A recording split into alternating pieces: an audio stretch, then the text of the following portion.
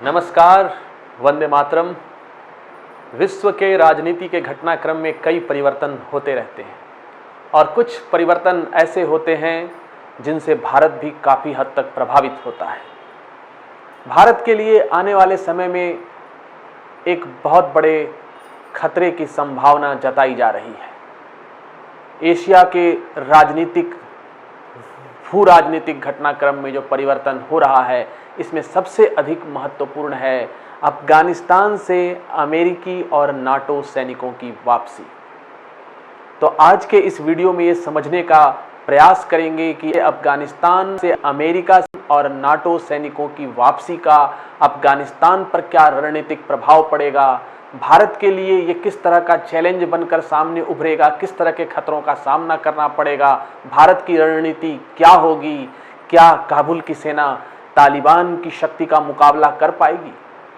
20 साल तक चले इस युद्ध में वहाँ इतना नुकसान हुआ, वहाँ जो आंकड़ा अगर हम बताएं आपको तो 2,41,000 जाने गईं, जिसमें 70,000 तो सिर्फ सिविलियंस थे। और इसमें सबसे बड़ी चिंताजनक बात है कि 8,099 बच्चे थे, वो मासूम जिनका इस युद्ध के आउटकम से भी कोई वास्ता नहीं था। 3,352 महिलाएं और अमेरिका के भी इन 20 सालों के दौरान अमेरिका के भी 6,384 सैनिक शहीद हो गए। और इसमें अमेरिका की अर्थव्यवस्था पर करीब $2 ट्रिलियन का खर्च आया। तो हम आज इस बात को विस्तृत तरीके से समझने की कोशिश करेंगे कि आखिर अमेरिका को अफगानिस्तान में जाकर ये युद्ध की शुरुआत क्यों करनी पड़ी। हमारे जो क्वेश्चन रहेंगे, जिनका हल ढूंढने की कोशिश करेंगे, जिनका उत्तर जानने का प्रयास करेंगे, वो है कि अमेरिका ने अफगानिस्तान पर आक्रमण क्यों किया, अमेरिका क्यों पीछे हट रहा है, ट्रंप तालिबान सौदे की शर्त क्या रही थी, पाकिस्तान क्या चाहता है और भारत तालिबान तक क्यों पहुंच रहा है और भारत के लिए इस अंतर्राष्ट्रीय घटनाक्रम के क्या निहितार्थ हैं।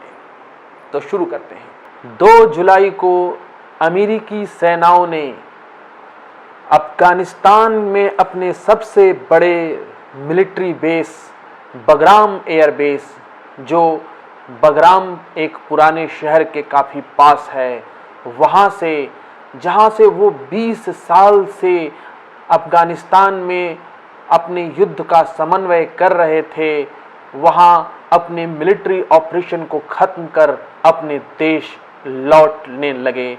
यहाँ से उनकी वापसी प्रेसिडेंट जो बिडेन का उस प्लान का हिस्सा है जिसमें सभी अमेरिकी ट्रूप्स को 11 सितंबर तक अफगानिस्तान से वापस ले लेने की बात है। 1 मई जब से अमेरिकी सेनाएं वापस होने लगी हैं, तब से ही तालिबान ने अफगानिस्तान में अपने क्षेत्र में काफ़ी तेज़ी से, अपने प्रभाव क्षेत्र में काफ़ी वृद्धि की है। अगर ये आंकड़ों पर गौर किया जाए तो तालिबान जहां 1 मई के पहले अफगानिस्तान के 407 जिलों में से सिर्फ 73 जिलों को अपने कंट्रोल में ले पाया था, अभी यह स्थिति है कि अफगानिस्तान में तालिबान 168 से भी ज़्यादा जिलों को, डिस्ट्रिक्ट को अपने कब्जे में ले चुका है। सवाल ये उठता है कि अमेरिका ने अफगानिस्तान पर आक्रमण ही क्यों किया। याद होगा 11 सितंबर 2001 जब आतंकवादी हमले हुए तो उसके हफ्तों बाद ही अमेरिकी राष्ट्रपति जॉर्ज बुश ने अफगानिस्तान पर युद्ध की घोषणा की। बुश ने कहा कि तालिबान शासन ने ओसामा बिन लादेन सहित अल कायदा नेताओं को सौंपने की उनकी मांग को ठुकरा दिया था। ओसामा बिन लादेन ही मुख्य आरोपी था जिसने 11 सितंबर की घटना को अंजाम दिया था, साजिश रची थी। अफगानिस्तान के अंदर अमेरिका के नेतृत्व में नाटो गठबंधन सैनिकों ने हमला किया और तालिबान के शासन को जल्द से अफगानिस्तान से हटा दिया और एक ट्रांजिशनल गवर्नमेंट की अफगानिस्तान में स्थापना की। इस घटना के बाद अल कायदा के नेता और उनके प्रमुख गुर्गे पाकिस्तान में सुरक्षित पनाह लेने के लिए भाग गए। मई 2003 में अमेरिका के रक्षा सचिव डोनाल्ड रमसफेल्ड ने घोषणा की कि देश में प्रमुख सैन्य अभियान समाप्त हो गए हैं। उन्होंने अफगानिस्तान में प्रमुख सैन्य अभियानों के समाप्त होने की घोषणा की क्योंकि उस समय यूएस का ध्यान इराक में आक्रमण पर चला गया। यानी इराक इन्वेजन जो 2003 में हुआ था, जो कि फर्स्ट स्टेज ऑफ इराक वार था, ये इन्वेजन यानी कि इराक में जो अमेरिका, यूके, ऑस्ट्रेलिया और पोलैंड ने इन्वेजन किया था, ये 19 मार्च 2003 से शुरू हुआ था। और इस तरह अमेरिका का फोकस इराक इन्वेजन में शिफ्ट हो गया और उस समय वेस्टर्न पावर्स की हेल्प से एक सेंट्रलाइज्ड डेमोक्रेटिक सिस्टम अफगानिस्तान में इस्टेब्लिश किया गया, ऐसे इंस्टीट्यूशंस इस्टेब्लिश किए गए। बट इससे ना तो अफगानिस्तान में युद्ध खत्म हुआ, ना ही अफगानिस्तान देश में कोई स्थिरता आई। सवाल ये उठता है कि अब अमेरिका क्यों पीछे हट रहा है। अमेरिका बहुत पहले इस निष्कर्ष पर पहुंच गया था कि युद्ध को जीता नहीं जा सकता। बराक ओबामा से शुरू होने वाले सभी राष्ट्रपतियों ने अफगानिस्तान से अमेरिकी सैनिकों को घर वापस लाने का वादा किया था। जुलाई 2015 में ओबामा प्रशासन ने तालिबान और अफगानिस्तान के सरकार के बीच पहली बैठक के लिए अपना भी एक प्रतिनिधि भेजा था और इस बैठक की मेजबानी पाकिस्तान ने की थी, जो बैठक मुर्रे में की गई थी। मुर्री वार्ता आगे नहीं बढ़ी क्योंकि अफगान सरकार ने पहले दौर के बाद ही ये खुलासा किया कि तालिबान का नेता मुल्ला उमर की 2 साल पहले मृत्यु हो गई थी। मुल्ला उमर के डेथ की खबर जो लीक हो गई, वो दूसरे मीटिंग के एक दिन पहले इसका लीक हो जाना, इसके चलते अफगानिस्तान और तालिबान सरकारों के बीच दूसरे दौर की वार्ता नहीं हो पाई। तालिबान के सामने क्योंकि नेतृत्व का संकट उभर रहा था, मुल्ला उमर ही तालिबान का नेतृत्व कर रहे थे। बाद में राष्ट्रपति डोनाल्ड ट्रंप ने एक विशेष दूत, स्पेशल इन्वॉय नियुक्त किया अफगानिस्तान के लिए, जिनका नाम था ज़ाल्मा खलीलजाद। और ये स्पेशल इन्वॉय एक स्पेशल मैंडेट के साथ, अमेरिका में इसके लिए एक स्पेशल मैंडेट के साथ तालिबान से डायरेक्टली निगोशिएट करने के लिए उनको नियुक्त किया गया। खलीलजाद और उनकी टीम ने दोहा में तालिबान प्रतिनिधियों के साथ बातचीत की। उनके बीच के बातचीत के कारण फरवरी 2020 का समझौता हुआ और इस समझौते में ट्रंप प्रशासन ने वादा किया कि वो अपने सभी सैनिकों को वापस ले लेगा। इस वापसी के लिए 1 मई 2001 की तिथि रखी गई, यानी कि 1 मई 2021 तक अमेरिका अफगानिस्तान से अपने सभी सैनिकों को वापस ले लेगा। राष्ट्रपति जो बिडेन, जो ट्रंप के बाद अमेरिका के राष्ट्रपति बने, उन्होंने भी इस सौदे का समर्थन किया, लेकिन सैनिक वापस लेने की डेडलाइन को बढ़ाकर 11 सितंबर कर दिया, क्योंकि 11 सितंबर उस घटना की वर्षी है और इस तरह अमेरिका पीछे हटने के निष्कर्ष पर पहुंचा। अब समझते हैं कि जब ट्रंप ने तालिबान से सौदे किए तो उन सौदे की शर्त क्या रही। 2020 फरवरी का सौदा संघर्ष के 4 पहलुओं से निपटता है और वो 4 पहलू हैं हिंसा, विदेशी सेना, इंटर अफगान पीस टॉक और अल कायदा और इस्लामिक स्टेट जैसे आतंकवादी समूहों द्वारा अफगान धरती का उपयोग। इन 4 पहलुओं को लेकर ये वार्ता हुई और इन चारों पहलुओं के समाधान, इन चारों समस्याओं के हल के लिए प्रयास हुए। समझौते के अनुसार तालिबान ने हिंसा को कम करने का वादा किया। तालिबान ने इंटर अफगान पीस टॉक में शामिल होने और विदेशी आतंकवादी समूहों के साथ अपने सभी संबंधों को काटने का वादा किया और अमेरिका ने समझौते पर हस्ताक्षर के समय अपने सभी सैनिक, जो करीब लगभग 12,000 थे, को अफगानिस्तान से वापस लेने का वादा किया।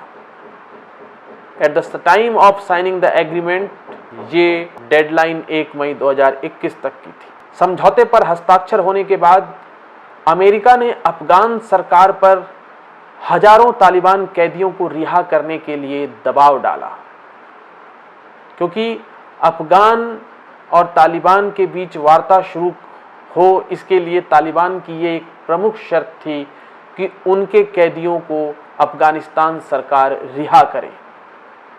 तालिबान प्रतिनिधियों और अफगान के सरकार के बीच सितंबर 2020 में दोहा में वार्ता शुरू हुई, लेकिन कोई सफलता नहीं मिली और उसके बाद शांति की प्रक्रिया ठप पड़ गई। तालिबान ने विदेशी सैनिकों के खिलाफ शत्रुता कम कर दी, लेकिन समझौते पर हस्ताक्षर होने के बाद भी अफगान की सेना पर हमला करना जारी रखा। अफगानिस्तान ने पिछले कई महीनों में अपने कई पत्रकारों को, कार्यकर्ताओं को, सिविल सोसाइटी के कई लोगों को खोया है। उनकी प्लान्ड वे में तालिबान के द्वारा हत्याओं की एक श्रृंखला देखी है और अफगान सरकार का कहना है कि ये तालिबान का काम है। काबुल का कहना है कि तालिबान को पाकिस्तान का समर्थन है और यही कारण है कि तालिबान के जो विद्रोही हैं वो अफगानिस्तान यानी काबुल की सेना और उनके प्रेशर पर भी काबू पा लेते हैं और तालिबान अपने एजेंडे को आगे बढ़ाने का काम कर लेता है, क्योंकि उसके पीछे पाकिस्तान की पूरी ताकत है। पाकिस्तान क्या चाहता है, हमें यह भी समझना पड़ेगा। पाकिस्तान उन 3 देशों में से एक था जिसने 1990 के दशक में तालिबान के शासन को मान्यता दी थी और तालिबान ने पाकिस्तान की मदद से ही अफगानिस्तान में देश के अधिकांश हिस्सों पर कब्जा कर लिया था। पाकिस्तान की ISI हमेशा तालिबान को इसके लिए मदद करती रही। सितंबर 11 के हमले के बाद पाकिस्तान के सैन्य तानाशाह परवेज मुशर्रफ ने बुश प्रशासन के दबाव में तालिबान के साथ औपचारिक संबंध तोड़ दिए और आतंकवाद के खिलाफ अमेरिका के युद्ध में शामिल हो गए। लेकिन पाकिस्तान ने दोहरा खेल खेला। इसने तालिबान के रहबारी शूरा को आश्रय प्रदान किया। रहबारी शूरा यानी ये वो संगठन है, जब अमेरिका ने 2001 में तालिबान के पांव उखाड़ दिए तो तालिबानी सरकार के टॉप 20 लोग जो उस समय किसी पद पर थे, उन लोगों ने पाकिस्तान में पनाह ले ली। ये उनकी एक काउंसिल है और इनके सदस्यों की संख्या बढ़ती गई, जो फिर करीब 33 हो गई। और रहबारी शूरा चूंकि पाकिस्तान के बलूचिस्तान प्रोविंस के क्वेटा में वहां से अपना कार्य कर रहा है, इसलिए इसे क्वेटा शूरा भी कहते हैं। पाकिस्तान में तालिबान ने अपनों को फिर से संगठित किया, धन जुटाया, लड़ाके लड़ने के लिए जो लोग चाहिए उनको जुटाया, उनकी ट्रेनिंग की, अपनी सैन्य रणनीति बनाई, योजना बनाई और अफगान में वापसी की। अफगान की जो सरकार भ्रष्टाचार के उस पर आरोप लगते जा रहे थे, वो असक्षम थी और तालिबान के हमलावर ताकत का सामना करने की उसमें क्षमता नहीं रही। काबुल की सरकार कमजोर पड़ती गई तालिबान के सामने और इसने तालिबान के लिए मामलों को आसान बना दिया और तालिबान का धीरे धीरे कई जिलों पर अधिकार बढ़ता चला गया। और अब जब अमेरिका जा रहा है और तालिबान आगे बढ़ रहे हैं तो पाकिस्तान फिर से सुर्खियों में है। तालिबान द्वारा अफगानिस्तान पर एक हिंसक सैन्य अधिग्रहण यानी एक violent military take over of Afghanistan, यानी तालिबान का हिंसक सैन्य कार्रवाई के द्वारा अफगानिस्तान को कब्जा लेना, ये पाकिस्तान के मूल हितों की पूर्ति नहीं कर पाएगा। पाकिस्तान अफगानिस्तान में भारत के प्रभाव को रोकना चाहता है और तालिबान को काबुल में लाना चाहता है। काबुल राजधानी है अफगानिस्तान की। लेकिन 1990 के दशक की तरह अगर हिंसा से तालिबान सत्ता में आएगा तो उसके अंतर्राष्ट्रीय स्वीकार्यता में कमी होगी, इंटरनेशनली उसको एक्सेप्टेंस नहीं मिल पाएगा, जिससे कि अफगानिस्तान भविष्य के लिए फिर से अस्थिर हो जाएगा। और ऐसे परिदृश्य में अगर ऐसा सिचुएशन होता है तो पाकिस्तान को अफगानिस्तान से शरणार्थियों की जो फौज का सामना करना पड़ेगा। और तहरीक-ए-तालिबान ये एक आतंकवादी संगठन है जो एंटी पाकिस्तान संगठन है, यह मजबूत हो जाएगा और इसकी मजबूती का सामना पाकिस्तान को करना पड़ेगा। इसने पाकिस्तान में कई आतंकवादी घटनाओं को अंजाम भी दिया है। तो सामरिक दृष्टिकोण से पाकिस्तान ये चाहता है कि तालिबान बातचीत और शांतिपूर्ण समाधान के माध्यम से सत्ता में आए, सत्ता में समायोजित हो जाए, ताकि रावलपिंडी को उसकी जो पश्चिमी सीमा है उसे स्टेबलाइज करने में मदद मिले, वहाँ जो संघर्ष चल रहे हैं वो स्टेबल हो, शरणार्थियों का प्रवेश जो पाकिस्तान में है उसमें कमी आए और पाकिस्तान में भी तहरीक-ए-तालिबान जैसे आतंकवादी संगठनों के जो क्रियाकलाप हैं उसमें कमी आए। लेकिन यह स्पष्ट नहीं है कि पाकिस्तान के पास अफगानिस्तान में अमेरिका के बाद के जो परिणाम होंगे उसको आकार देने की क्षमता है या नहीं। अब बात करते हैं कि भारत तालिबान तक क्यों पहुंच रहा है। तो कई न्यूज चैनल, न्यूज पेपर्स के हवाले ये खबर आई कि भारत ने दोहा में तालिबान के साथ संपर्क बनाया है। हालांकि नई दिल्ली ने तालिबान तक अपनी पहुंच की खबरों का खंडन नहीं किया है। तो भारतीय पक्ष जो है देर से ही लेकिन किसी एक यथार्थवादी स्वीकृति का संकेत देता है, एक रियलिस्टिक अप्रोच है, क्योंकि तालिबान आने वाले वर्षों में अफगानिस्तान में एक महत्वपूर्ण भूमिका निभाएगा। तालिबान से निपटने के लिए भारत के पास 3 महत्वपूर्ण क्षेत्र हैं, क्योंकि भारत के पास अगर तालिबान अफगानिस्तान में सत्ता में आता है, अफगानिस्तान में राजनीतिक रूप से अगर तालिबान महत्वपूर्ण बन जाता है तो भारत के पास फिर कोई ऑप्शन बचता नहीं है।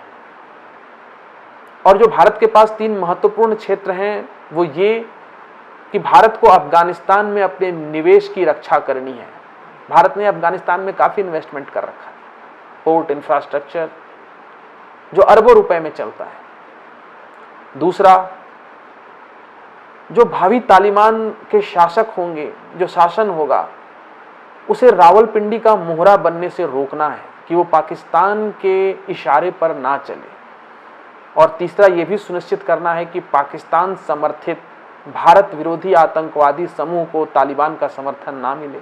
अतीत में भारत ने तालिबान को शामिल नहीं करने का विकल्प चुना था और जब तालिबान सत्ता में थी तब इसकी कीमत बहुत अधिक चुकानी पड़ी थी, क्योंकि अगर वो तालिबान से संपर्क में नहीं रहे, संपर्कहीनता और संवादहीनता की स्थिति रहे, तो ये भारत के लिए अगर हम पास्ट में देखें तो बहुत नुकसानदेह साबित हो चुका है। खास तौर पर कंधार विमान अपहरण कांड के दौरान काबुल में भारत का पक्ष सुनने वाला कोई नहीं था। तालिबान सरकार पूरी तरह ISI के इशारे पर काम कर रही थी और मजबूरी में भारत को अजहर मसूद समेत 3 आतंकियों को रिहा करना पड़ा था, जिसने भारत में सबसे अधिक घातक हमले करने वाले आतंकी संगठन जैश-ए-मोहम्मद की स्थापना की थी। कश्मीर में सक्रिय आतंकी गुटों के साथ तालिबान की निकटता भारत के लिए चिंता का विषय रहा है और अमेरिकी और नाटो सैनिकों की वापसी के साथ साथ अफगानिस्तान में तेजी से बदलते राजनीतिक परिदृश्य पर नजर रखने वाली सुरक्षा एजेंसियों के अधिकारियों के अनुसार सितंबर 2001 में सत्ता से बेदखल होने के 20 साल बाद एक बार फिर तालिबान काबुल में सत्तासीन होने की तैयारी कर रहा है। पिछले 2 दशक में तालिबान और भारत दोनों के लिए वैश्विक कूटनीतिक परिदृश्य बदल चुका है। ओसामा बिन लादेन की मौत और अल कायदा के कमजोर पड़ने के बाद अमेरिका समेत पश्चिमी देशों के खिलाफ जिहाद की जो धार थी वो कुंद पड़ गई है। सत्ता में वापसी के बाद तालिबान का उद्देश्य शायद सिर्फ शरीयत के अनुसार शासन करना नहीं, बल्कि अफगानिस्तान में एक अस्थायी सरकार देकर विकास के रास्ते को तलाशना भी होगा। और जाहिर है इसके लिए उसे अफगानिस्तान के विभिन्न गुटों के साथ किसी तरह का समझौता करना पड़ेगा। अफगानिस्तान में चाहे किसी की भी सरकार हो, उसे विकास करने के लिए भारत के सहयोग की अनदेखी करना मुश्किल होगा, क्योंकि पिछले 2 दशक में अफगानिस्तान में भारत ने जो विकास कार्य किए हैं वो इसकी मिसाल है।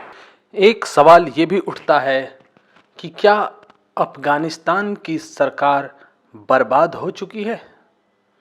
द वॉल स्ट्रीट जर्नल के अनुसार अमेरिकी खुफिया समुदाय ने ये निष्कर्ष निकाला है कि काबुल 6 महीने के भीतर काबुल की सरकार गिर सकती है।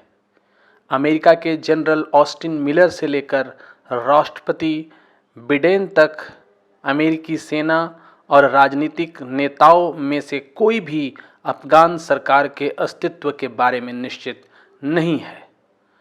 जब अमेरिका के राष्ट्रपति बिडेन से शुक्रवार को ये पूछा गया तो उन्होंने ये नहीं कहा कि सरकार बचेगी, लेकिन उन्होंने कहा उनके पास सरकार को बनाए रखने की क्षमता है। एक बात तो निश्चित है कि अमेरिका की वापसी ने तालिबान के पक्ष में युद्ध के मैदान में शक्ति संतुलन को बदल दिया है, क्योंकि तालिबान तो पहले से ही काफ़ी तेजी से आगे बढ़ रहे हैं। इसीलिए विशेषज्ञों की राय माने तो 3 तरह के परिदृश्य सामने आ सकते हैं। पहला, एक राजनीतिक समझौता हो सकता है जिसमें तालिबान और काबुल की सरकार कुछ शक्ति की साझाकरण तंत्र के लिए सहमत हो जाएं, एक ऐसी व्यवस्था के लिए सहमत हो जाएं जहां शक्ति का साझाकरण हो सके, यानी कि पॉलिटिकल सेटलमेंट पावर शेयरिंग मेकानिज़्म के साथ, जहां वो ज्वाइंटली अफगानिस्तान के फ्यूचर को शेप करने के लिए प्रयासरत रहे। लेकिन ये फिलहाल दूर की संभावना नज़र आ रही है। दूसरा ये हो सकता है कि एक चौतरफा गृह युद्ध संभव हो जाए, यानी कि सिविल वॉर की पॉसिबिलिटी है अफगानिस्तान में, जिसमें एक तरफ सरकार होगी जो पश्चिमी शक्तियों के द्वारा आर्थिक रूप से सहायता प्राप्त होगी और पश्चिमी शक्तियों के द्वारा मिलिटरली ट्रेंड होगी, जो प्रमुख शहरों पर, अफगानिस्तान के प्रमुख शहरों पर अपना नियंत्रण बनाने में कामयाब हो जाए। लेकिन तालिबान का ग्रामीण इलाकों में, दूरस्थ इलाकों में जो प्रभाव है वो बना रहेगा और वो ग्रामीण इलाकों में अपनी पहुंच का विस्तार करता रहेगा। एक तीसरा परिदृश्य यह हो सकता है जिसमें तालिबान देश पर कब्जा कर ले, तालिबान कंट्री को टेक ओवर कर ले। ऐसी स्थिति में अफगानिस्तान से निपटने की योजना बनाने वाले किसी भी देश को तीनों परिदृश्य के लिए तैयार रहना चाहिए। कोई भी देश जिसे अफगानिस्तान से डील करना है उसे सभी तीनों सिनेरियो के लिए प्रिपेयर रहना चाहिए। और भारत भी आने वाले समय में रणनीतिक रूप से अपनी स्थिति को मजबूत करने और कूटनीतिक स्तर पर अपने प्रयासों के द्वारा सभी परिदृश्यों के लिए, सभी सिनेरियो के लिए तैयार है, ताकि तालिबान का वहाँ सत्ता में आना भारत के लिए जो एक बड़ा खतरा है वो टल सके या उसे कम किया जा सके।